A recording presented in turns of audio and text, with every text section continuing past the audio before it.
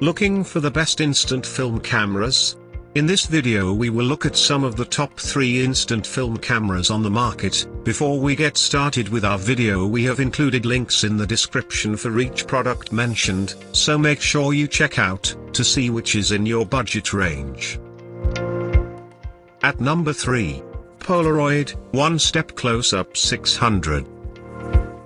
Vintage looking photos are no problem with this camera. It produces larger photos than other models, and the photographs are higher in quality.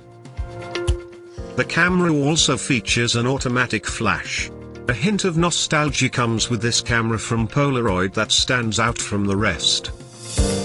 Bulkier than other models. Film is expensive. At number 2. Fujifilm Instax Mini 9. This little camera is lightweight and compact. A great option for beginners. Pictures taken with this inexpensive mini cam turn out consistently well.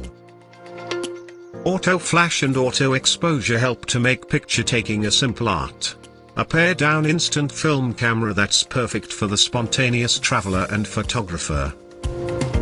You can't mount this model on a tripod. No timer function.